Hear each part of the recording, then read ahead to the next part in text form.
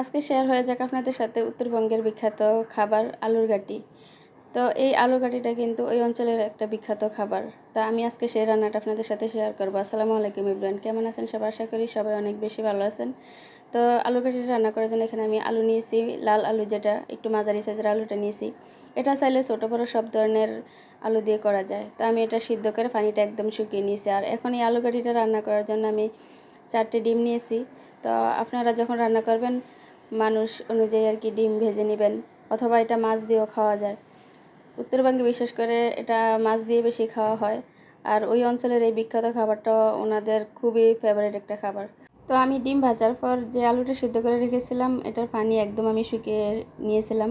এখন ডাল ঘুটনির সাহায্যে এটা ভেঙে দেবে। এটা চাইলে হাত দিয়েও ভাঙা যায়, তো আমি গরম গরম এটার সাহায্যে একটু ভেঙে দিয়েছি।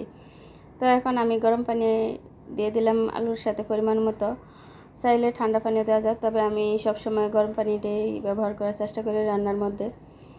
তো যাই হোক, পরিমাণ মতো যতটুকু লাগার আমি পানি দিয়েছি। এখন মশলা অ্যাড করবো এই আলু ঘাটিটার সাথে। এখানে আমি একটা বাটা মশলা ব্যবহার করতেছি। এটার সাথে আমার পেঁয়াজ রসুন জিরা সব কিছুই পেস্ট করা আছে, তা আমি এটা সবসময় রান্না ইউজ করি। আর এই মশলাটার স্বাদ কিন্তু তরকারির মধ্যে দ্বিগুণ বাড়িয়ে দেয়। আর বিশেষ করে বাটা মশলার স্বাদই অন্যরকম। তো পরিমাণ মতো লবণ দিয়েছি, আর একটু গুঁড়া মরিচও দিয়ে দিয়েছি। আলু ঘাটির একটু ঝাল ঝাল হলেই খেতে ভালো লাগে। ভিডিওটার মাঝে বলে রাখি যে কে কোথা থেকে দেখছেন আর কোন অঞ্চলে খাবারটা বেশি প্রিয়, কমেন্টে কিন্তু জানাতে ভুলবেন না। তা আমি এখানে 2-3টে টমেটো দিয়ে দিলাম।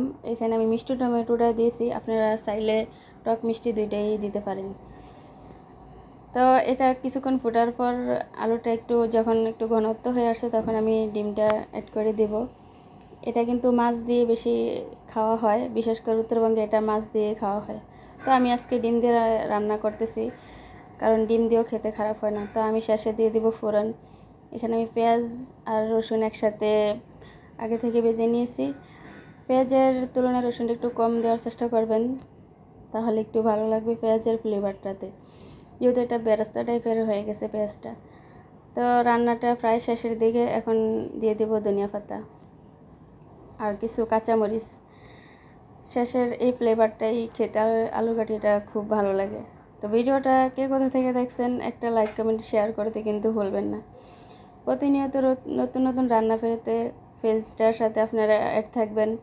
ভিডিওটা ভালো লাগলে একটা লাইক কমেন্ট শেয়ার করে পাশেই থাকবেন। তো ভিডিওটা আমার শেষের দিকে প্রায়, দেখতেছেন ঘনত্বটা আলুর কী পরিমাণ। আর ঠান্ডা হলে এটা তো আরও ঘন হয়ে যায়।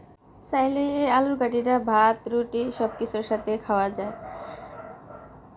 যেহেতু আলু তরকারিটা সব কিছুর সাথেই যায়। তো ভিডিওটা আজকের জন্য পর্যন্ত, সবাই ভালো থাকবেন, সুস্থ থাকবেন। আল্লাহ হাফেজ, আসসালামু আলাইকুম।